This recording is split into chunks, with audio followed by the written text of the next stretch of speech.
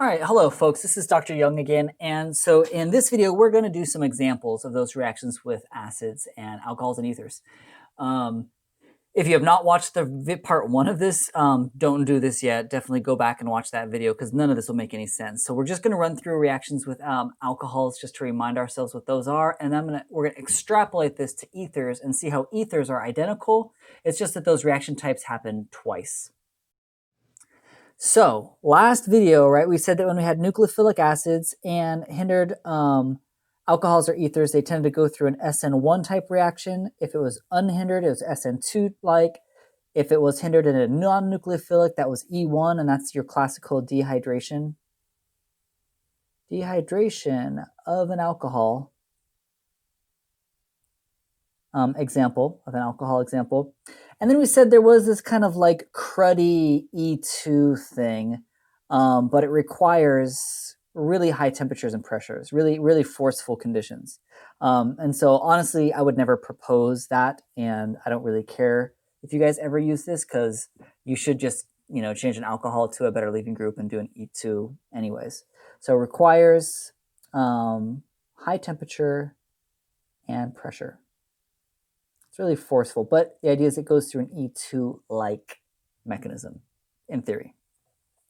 And then I also mentioned last time, right, that we're going to add to our nucleophilic acids list, especially when we start talking about ethers here, that another option here, aside from the hydrochloric, hydrobromic, and hydroiodic acids, would be just if you add hydronium, or the equivalent of hydronium, right, just acid and water, right, so acid and water. And we're going to see how that'll be important for cleavage of some of these ethers in a little bit. So let's apply that to some of these things here, right? So to start off with, and so this would be a good place to pause, see if you can figure these out. I'll go through this one with you and then I'll ask you to pause in a second. But for my first one, it looks like I have a secondary alcohol, which I would consider hindered. And I have a non-nucleophilic acid because it's phosphoric acid. I don't see chlorine or bromine or iodine or water. And so that makes me think then that we're going to go through an SN1 type mechanism. Or sorry, not SN1. I don't have a nucleophile. Makes me think I'm going to go through an E1 type of mechanism, right? Because I'm going to make a leaving group. The leaving group's going to leave, and I'm going to get an elimination. So my product then should just simply be the elimination of that alcohol. And right, in this case, I have beta hydrogens on either side. So it doesn't really matter. There is no Zaitsev or Hoffman product. So either way you want to have the alkene go, you're fine. But I'd expect to get the alkene. This would be your dehydration of an alcohol. In the second example, I have that same secondary hindered alcohol, but this time I have a nucleophilic acid. So now I'm doing that SN1, right? It's hindered, so I can form a secondary or tertiary carbocation. I do have heat, right? The delta there, that's heat. I do have heat here. So I know I can access that secondary carbocation relatively easily because I'm putting in energy. So I know that I'm just going to replace then, right? I'm just going to replace my OH group with my bromine. And my OH is a dash here. But remember with SN1s, you're going to get a mixture of products. And so I'm just going to leave it as a straight line. Or you could draw both a dash and a wedge and show that it's like 50-50-ish if you wanted to.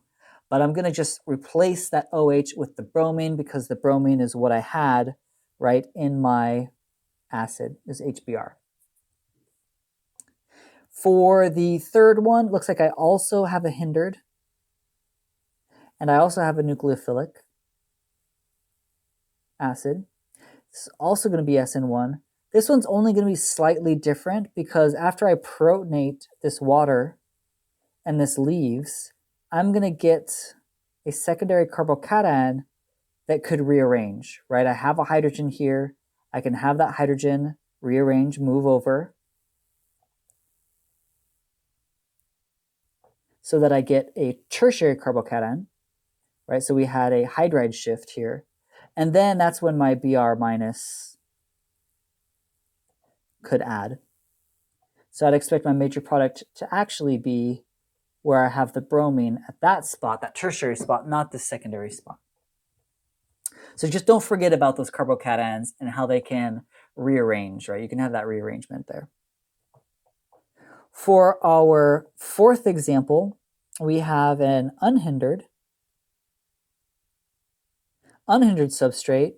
Again, we have a nucleophilic acid. So now I'm thinking SN2-like. This should be SN2-like, right? I'm going to protonate that alcohol. It's going to become a good leaving group. The chloride's going to come in for a backside attack, and so I'm just replacing that OH with the chlorine. Nothing happens to the aromatic ring there, to that benzene ring. So just SN2-like. And then lastly, this is saying, well, what reagents should you use? I'm looking at this and I'm seeing that it looks like there's some sort of elimination. And I can tell that, right, because I've formed an alkene.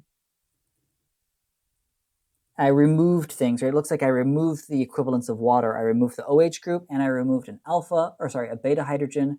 So that's water, right? The other product that should be drawn here is water, which means I'm doing elimination. So it's going to be either E2 or E1. But either way, I know that I need to add a non-nucleophilic acid and some heat. So I'm going to throw in some heat, and I'm going to pick a non-nucleophilic acid. Like, let's just say we heated this up like crazy with sulfuric acid, right? I just don't want to do a nucleophilic acid because then that would put, a chlorine, a bromine, and iodine, something like that in a spot instead of doing the elimination.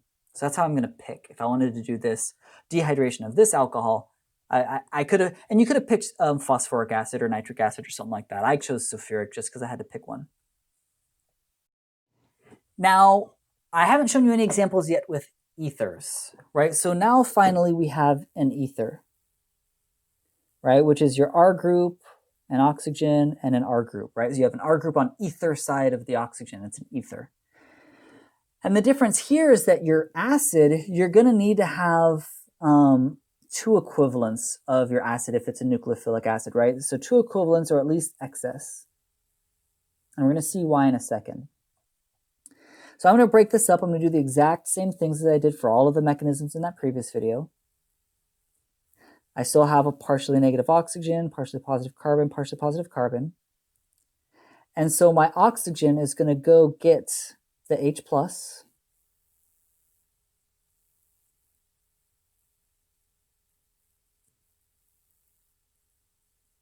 So I've protonated it. It's a good leaving group. And then I do the same thing. I ask myself, well, am I going to, can this good leaving group leave? And what this is like is that it's like there is a good leaving group attached here and here, right? With the alcohols, it's just on one carbon. But ethers are attached to two carbons. And so if I look at this, right, this carbon is primary. I'm not going to have it leave from a primary carbon. But this carbon is secondary and benzylic. So it definitely could leave from that secondary and benzylic carbon because that'll leave behind a really stable carbocation. And if it does that, the oxygen gets that lone pair back, becomes neutral. And then like we were just saying, now we're going to have that carbocation in that very stable benzylic position. Now in this one, I have a nucleophilic acid. So right, this is kind of like that SN1 type mechanism, right? Because this side was more substituted, right? So you'd say that this side was more hindered. And sure enough, this is looking like it's going to be SN1-like. And in fact, let me erase this and draw this, not to kind of spoil the surprise here, but right, these two steps are going to look SN1-like, where I'm just going to have my iodine, right? I formed a carbocation. My iodine is going to be attracted to that carbocation, which is going to give me, the ethanol I'm just drawing because it's still hanging out. But now my iodine is attached to the carbon that was benzylic. And so I've used up one equivalent of HI, right? I added the H onto this oxygen and the I onto this carbon. So there's your HI, your hydroiodic acid. And this would be the same mechanism if it was HBr or HCl. Now the reason we need a second equivalent for this is because we're going to turn both halves of this molecule, both halves of this ether, into alkyl halides. And so now the idea is that, well, you have a second equivalent of HI. Here's your second equivalent of HI floating around. And so you just kind of repeat this process, right? Your oxygen is going to go pick up an H+ again. So it's kind of like I'm repeating that first step.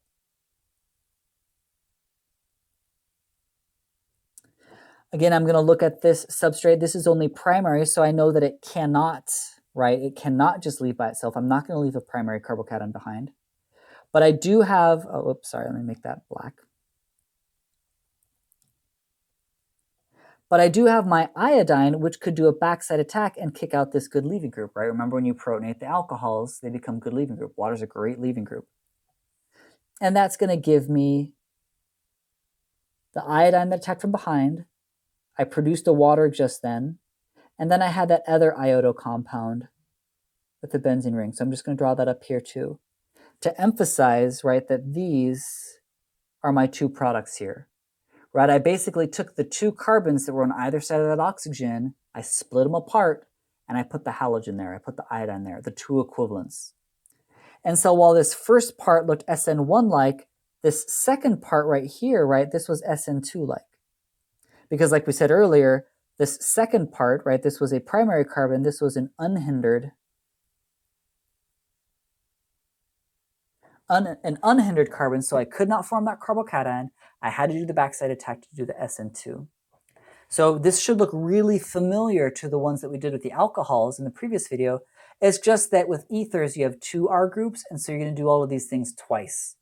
And it may be that you do an SN1 on one side of the ether and an SN1 on the other side of the ether.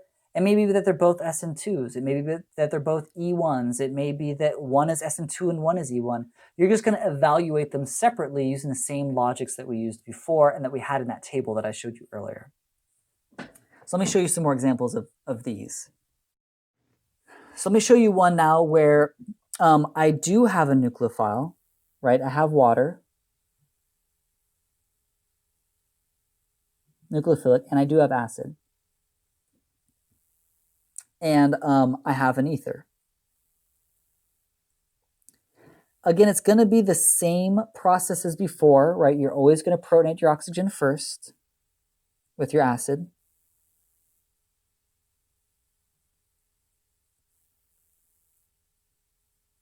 And actually, I should probably back up. What we're going to call this, what you use this for, this is a great way to cleave ethers, ether cleavage.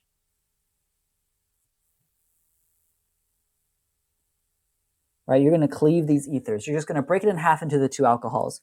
And in fact, I'll just put the two alcohols here right now, right? You're just going to basically break this in half so that we now have the benzyl alcohol, this, and we're going to have a methanol. Right, we're going to break it in half and we end up with two alcohols. And this mechanism is going to show us how that occurs. So I protonate my ether first. Same thing, you evaluate like, well, what do you got going on here? Here I have a primary carbon that's also benzylic. And here I have a primary carbon that's not benzylic. So as far as what side it's going to break on, having a primary carbon that's benzylic is not so bad, right? Because it's so resonance stabilized. So probably what's going to happen first is that that's going to break.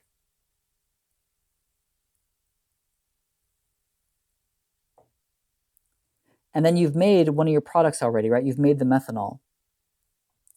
This methanol is this. Done.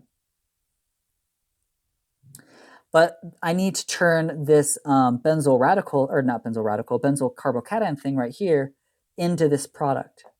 And the idea is that, well, now I've got a carbocation. I still have water around, right? We said that this is in the presence of water.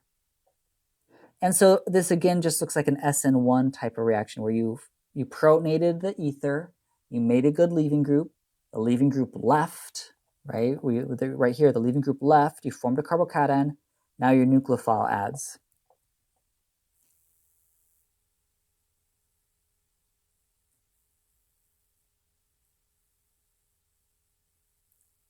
And then the last step, right, you're going to lose one more hydrogen because oxygen doesn't want to stay positive. Whether or not you want to say that like water or something else removes it, I don't care. You can leave off this second part as far as I'm concerned. You just want to acknowledge that the oxygen here is not going to keep that hydrogen. That would give you, right, your second product. And that's all an ether cleavage is, right? You get those two pieces where, let's see, this half became this, and this half became the other piece, right? So you're just going to take the two carbon pieces and you make them two alcohols. And that only occurs when you add H3O plus, right? When you add acid and water. You're just going to split those in half. And this is a super fast reaction. I've done a couple of these, and it's one of those things where like I add a little acid and water to my ether, and then I go back and I check to see if the reactions occurred. Like 5 minutes later, do my first TLC, and the reaction's just totally done, just complete. So like we're talking real fast here. Really quick reaction. So let's look at a couple of examples with ethers, right? Here's 4 examples just involving ethers. So we need to decide, am I just cleaving them and making them both alcohols? Or am I cleaving them and making them both alkohalides? Because then I either need to add the HX, or I need to add the water and acid. So in our first example, we have the hydrobromic acid. Excess, remember, just stands for excess, like there's extra, so there's at least 2 equivalents. So all I need to do is draw the 2 halves here, right? I need to draw this and that, but just with the halogens on them. So I'm just going to draw T-butyl bromide, and I'm going to draw bromoethane. And technically there's water that's formed also, but it's not organic, so I don't care. So you just add the bromines to those spots, that's it. Here, this is an example where you essentially have H3O plus, right? Because you just have a non-nucleophilic acid and you have the poor nucleophile water. So this will be one where you're just cleaving this in half. So this is actually kind of similar to that example I just showed the mechanism of, where this will be an OH and this will be an OH. So you just have those 2 alcohols. You've just cleaved that ether. Here for, what did I do for this one? I'm sorry, this should not say this. Let's change this. That's not going to do anything. That's not going to be productive if there's no water or something else around. Let's call this HI. No, let's call this, just kidding. Let's call this H2SO4, and let's say there's also water around. Let's do another cleavage one. So again, I've got my alcohol. We're going to break it on either side. It doesn't really matter as far as what the product looks like, but I'm going to have T-butanol and the other half. This sort of methyl hydroxyfuran piece. So you'd have those 2 pieces. And then lastly, in this one, I see that I've added chlorines to both sides. I've cleaved it with chlorines, which means I must have added HCl, and I must have had at least 2 equivalents. I could write 2 equivalents, or you can write that there's excess. Either one would be fine. So all of these reactions, have really similar mechanisms. You just want to pay attention to the fact that alcohols and ethers react with acids. You just want to pay attention to what type of acid is it. Is it nucleophilic or not?